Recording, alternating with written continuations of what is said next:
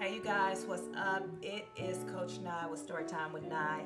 This is part two of It Can All Be So Simple. Part one, we talked about letting go of things that we can't control. Part two, we talking about let be, learning how to stay in your lane and mind your business. And also how to deal with people that love to mind your business for you. Because it I don't know what it is. I've never been that chick to care enough about somebody's business to mind it for them. Because my business was always a lot of work. So I can't even imagine taking on somebody else's. I mean, there's so many people in my life that have been in my life or have come into my life or I've met or in my life that love to mind my business. And they get it all wrong every time, and I just let them carry on. Okay? So, what happens when you're on your path and you're doing what you're supposed to do because you're tunnel vision? When you're on the right path and you're minding your business, you don't see the negativity.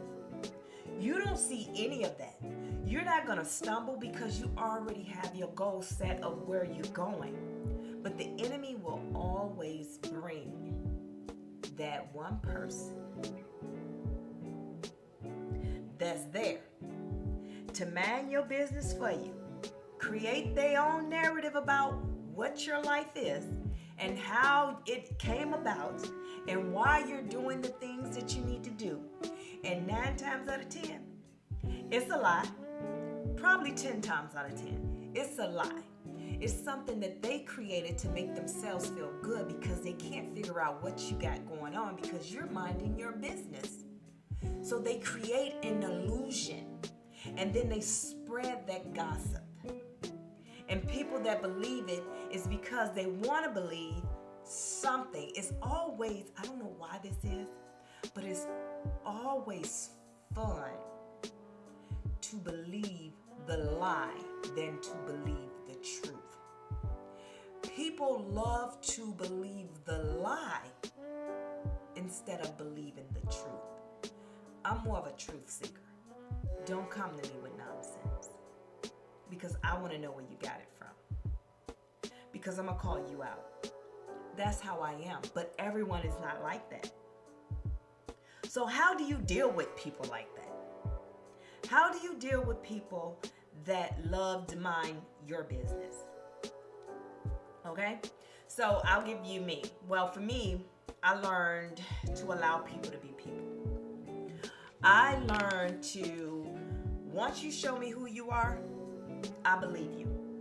Once you show me that you like to stir up mess, if I tell you the truth and you want to argue, because if I speak it, that means that I have the facts or I've seen it with my own eyes. And you want to go against me, I let you have it. I let you have it because there is no getting to you because you're one of those ones that the lie sounds more entertaining than the truth, so I'm gonna stick with the lie. But I wasn't always like that. I wasn't always that type of person. I would always, sometimes I would get irritated or I would act out or, I would say some things or I would give them a pass like, oh, well, I see the potential in this person. So maybe I'll keep them around. But now I got older and all the stuff I've been through in life, no, we're not doing that. Just get out of my face. I'm not doing it. I've always been a no-nonsense type of chick anyway. And, I've always showed up in my true, authentic self. I never tried to be fake. And because people didn't understand me and didn't know me, they thought I was being fake. And then when they got to know that that's just who I am truly good-hearted, and I'm just an honest person, then it was, they come back with the apology and they come back with these things saying like, my bad, I thought, well, we've been around people or, most people. Hey, it's okay. This is who I am. But what I do is now I set up boundaries because disrespect is something that I don't take because I stay in my lane. And disrespect, I do not do well with disrespect because I was always taught to always respect the next man or woman until you're disrespected. And when you're disrespected, now you need to consider how you're going to handle the situation. Well, how I used to handle the situation before, trust me, I have grown. So now I handle it with grace. And I give you a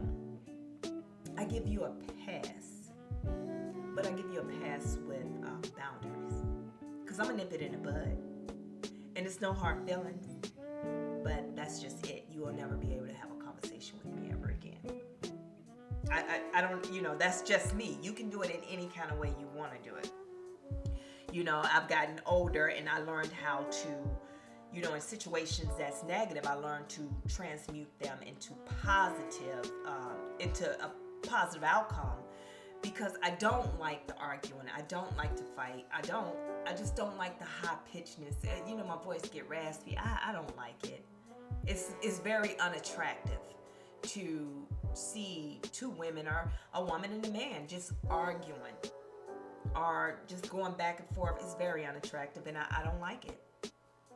But that's just something how I do, and I've always kind of been that way, Now,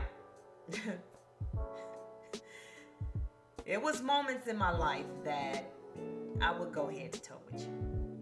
I would fight. Yes, I would fight. I'm just out there. But now, as I have grown and I've gotten closer in my relationship with God, and learning to love myself like the queen that I should have always been loving myself as, and seeing myself as, I put away those childish thinking that I have to put my hands on you or curse you out to get my point across. Now, I just have a conversation, or I don't. I just end it and just take my emotions away. Like, you can't get any of my emotions. I'm not even going to have a conversation with you. You can't, no, I'm not giving you any emotion. That's how you disrupt what they call a narcissistic person.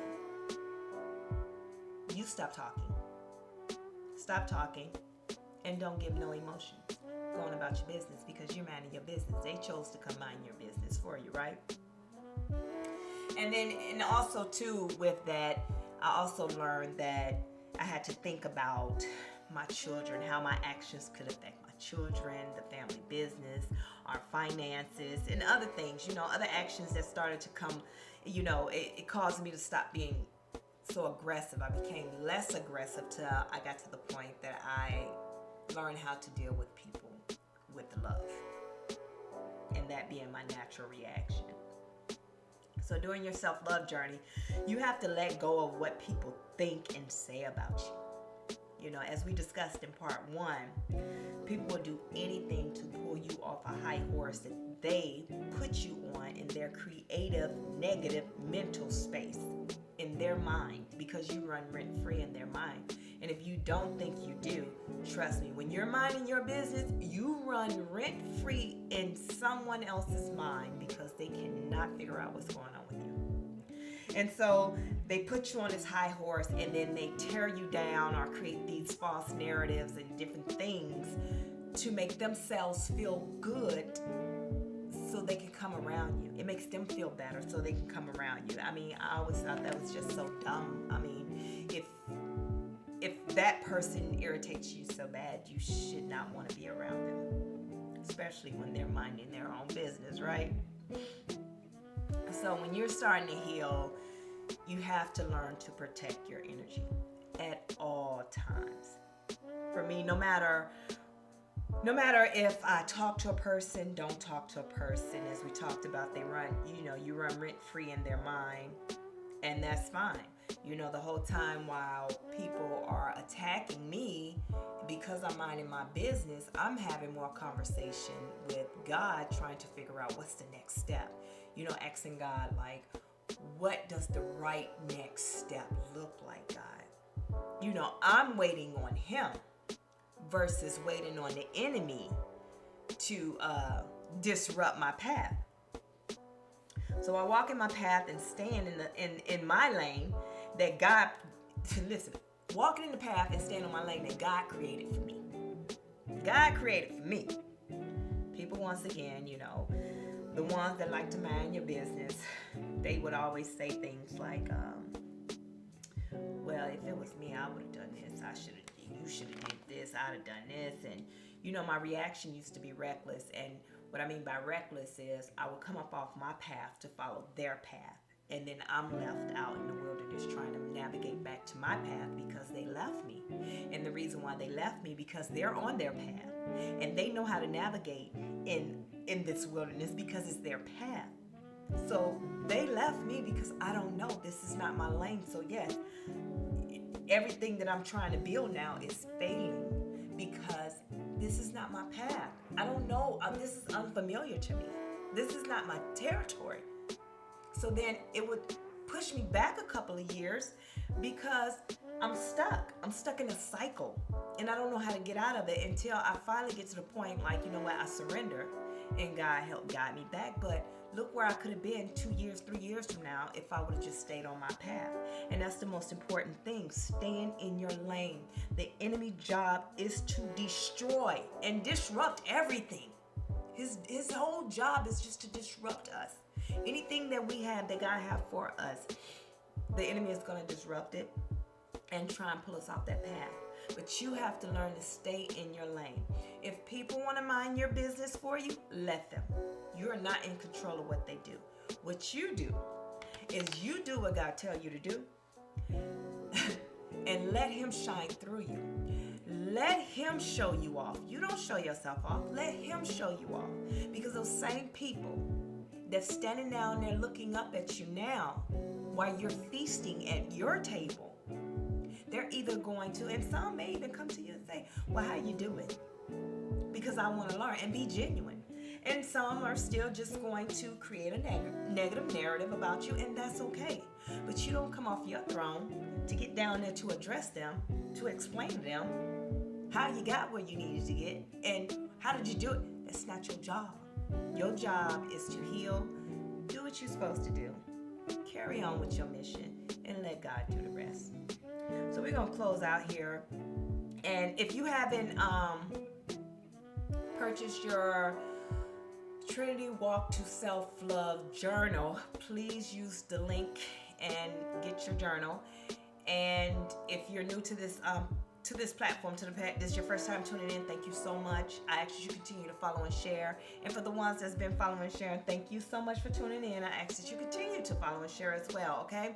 And as always, if no one told you today, I'm going to tell you I love you and I'm proud of you. This is your journey. You can do it. We are a team. This is where we have an honest, true conversation, okay? And we help each other. This platform is nothing but love. We will just push the agenda of love, love, love, motivate each other. When you listen to us or when you walk away, I want you to feel good. I want you to feel love. I want you to embrace that, okay? So remember to pour into yourself, then pour into others. Love you guys. Bye.